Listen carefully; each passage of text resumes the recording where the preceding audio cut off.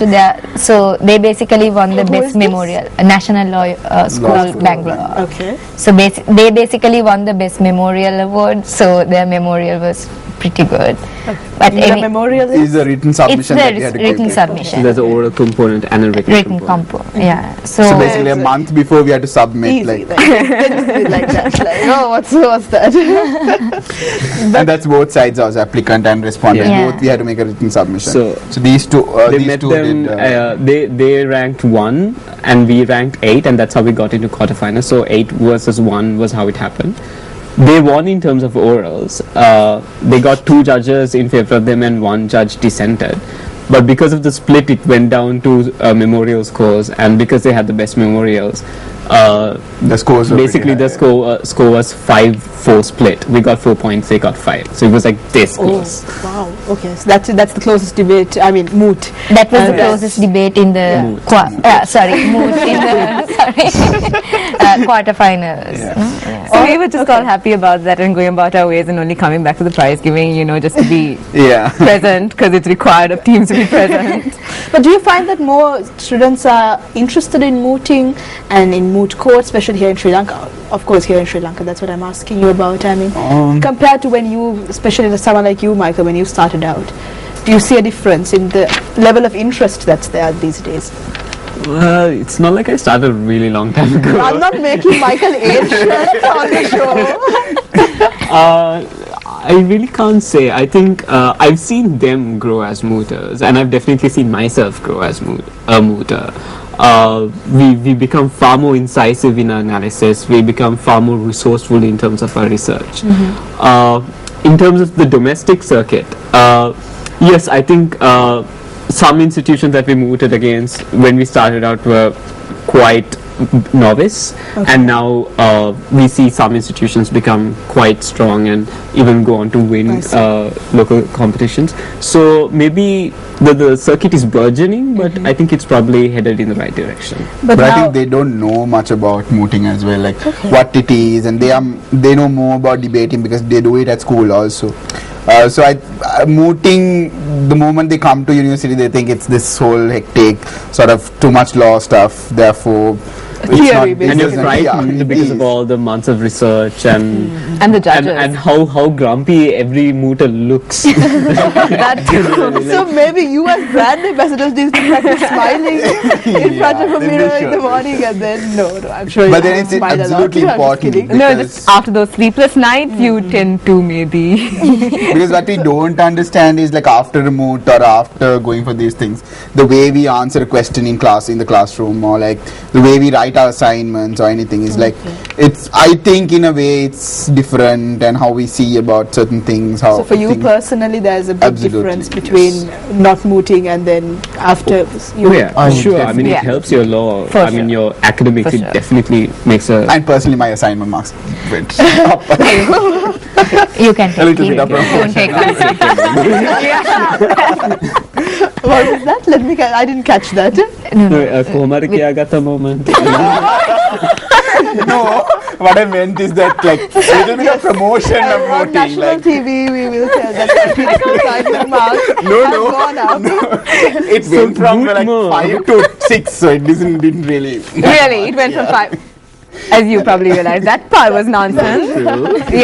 No, what I wanted to make is that people who just come to law faculty or people who just get into a law institution thinks, okay, mooting is this huge, burdensome sort of difficult thing. But I'm sure that you have to sacrifice a lot of things as well when it comes to being mooters. But I think it's really worth it. You definitely do. Okay, this is 3 months of preparation, right? Or 7 months of preparation, a lot of sleepless nights, a lot of meals that are not had on time, right?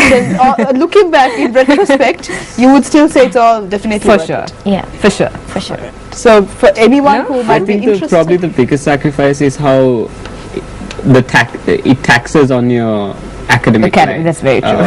Because you don't have as much time to read on your intracurricular stuff. Stuff that actually matters for your grades, but you're reading on a completely way out subject about surgery techniques. But I think you learn to manage all that it together has an as well. indirect effect, but when it comes to tort law or contract law or whatever, which is not what we moot on, we haven't read those specific texts. Okay. Obviously, There's a give it's or a trade-off. take. It's a trade-off. Yeah. All right, but for anyone who might be interested in this sort of mooting and what you're involved in now, and your examples of how far a Sri Lankan team can go when it comes to this sort of circuit. And you don't need a lot of resources, you just need the determination and the willpower and a lot of sleepless nights, like you said. But what can you tell anyone who's interested in this?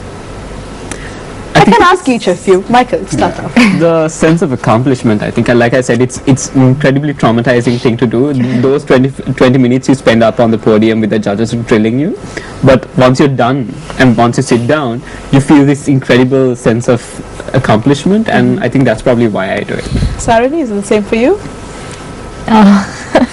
Yeah, hopefully. And like for me, basically, like when I came to faculty, I really wanted to do something like to make up my English. Okay. So basically I did my A-levels and all those things in Sinhala medium, so I wanted to do something in English, so that's why I started doing it in English medium. And then MCDS people came and talked to us and then introduced the whole MCDS, and then I thought, okay, this is something good to try. And then I went in and then I figured out, okay, if I do mooting, I'll be able to grab something more, and I think I have done that. And I'm doing that. Really has. Walked away grabbing the best speaker shield. So I would advise like everyone to try it. Then people are ready to help you. So it's really good for your life. Not Michael, he said that. Michael, I'm sure he has. Sajid? I think you learn a lot of things, especially from teamwork to how to do different things like law related stuff and all that. And more than any of that, I think you learn how to properly submit in front of 3 judges, and how confident you have to be, and there are questions thrown at you randomly, and how to cope up with all that. I think that practical experience you don't get anywhere else, so that is absolutely necessary as us like lawyers, and that going to become lawyers.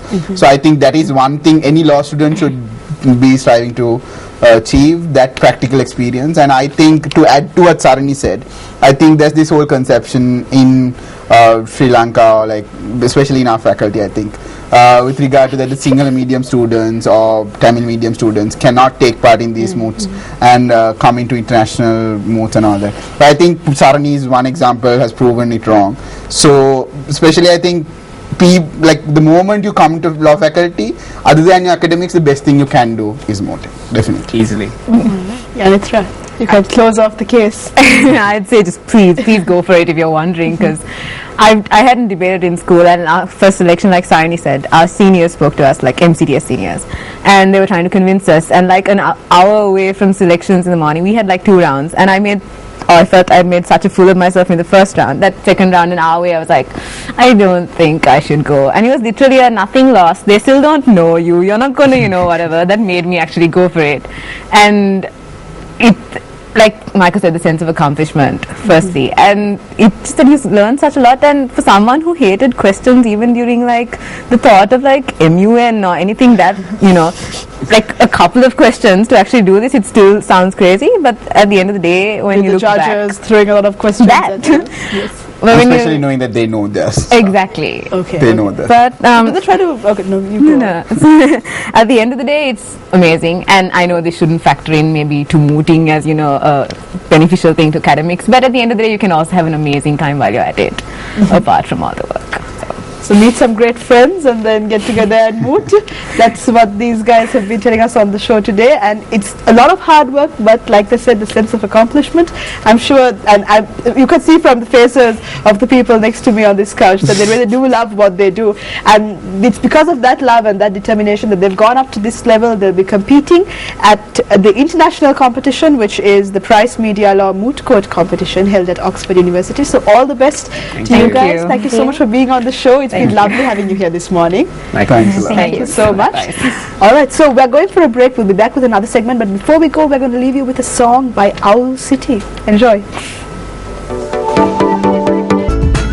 Good morning, Sri Lanka. Welcome back to the show. You're here with me, Amaya, and we are just about to embark on a bit of a culinary journey segment on the show right now, because with me this morning I have a very interesting personality, a very beautiful lady here on set. She's Natalie Raymond, and she's here to speak to us about a new venture that she started up. Good morning, Natalie. Good morning. Welcome and to good the morning show. to everybody in Colombo as well. Yes, I'm sure it's a bright and early morning out there, and all of you are getting ready for your day's work as well. But Natalie, you're here to speak to us about a new venture that you've started up. But before we go on to that, I want to ask you something about yourself. And now you're a familiar face, I think, to some of our viewers. Yes. And tell me why. You can tell me why. Okay, well, let's see.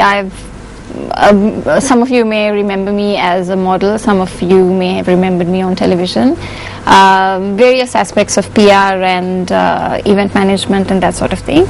But as a mom and as a homemaker, I've been very, very interested in my cooking and homemaking and that sort of thing. And eventually, I guess it led to mixing flavors, mixing tastes, and well, here you go, the result of that. Now, the result of that is Acharu Kade, which is the newest stall to open up at the Good Market as well, which is there on Thursdays as well as Sundays now. And you're also having stalls anywhere else? We're also at the Family Fair. That's also again at the Ethiopiana. That's on Wednesdays. Plus a heap of other places. We've been approached by so many people for fairs, events. We've actually even been approached to cater a homecoming function next weekend. So now I'm going to rewind. Now, Acharu is something that's near and dear to the heart of every Sri Lankan, I think. And there are so many varieties. You know, there's the spicy variety, the sweet variety, there's the sour variety. Yes. So there's something that appeals to all of us as Sri Lankans. And Acharu Kade, I'm sure,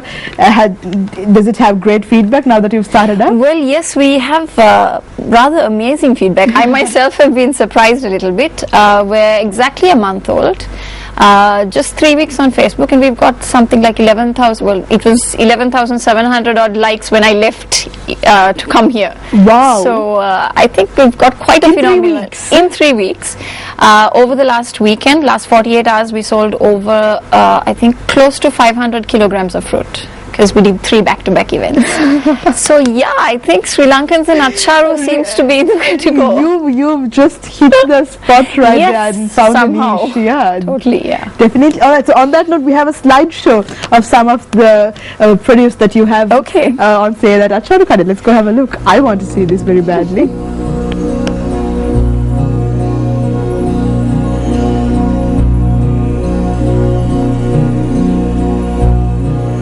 And all of this are sourced locally. I mean, you have... Everything is sourced locally. We also, when I say locally, it's small vendors. Nothing is bought, mass-produced.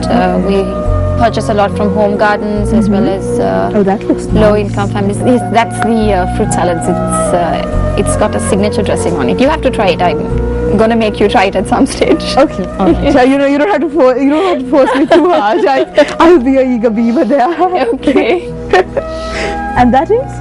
That's the very traditional Diul Sambol or Diul Acharu, whichever you prefer to call it. Also a very fast mover. Umbrella. Everything with everything is with our twist. Okay. So this also has a little bit of a different. What's the twist on the pineapple? The twist is that it's not prepared, and the sprinkling is also something that it's a mix of our own. It's not your usual chili salt mix. It's a mix of our own. It's got the ingredients, and we sprinkle it then. That's another fast mover, the manioc and polsambol. Wow. You have every variety that I can think it's that not anyone just, would want. It's not just acharu. It's about tradition.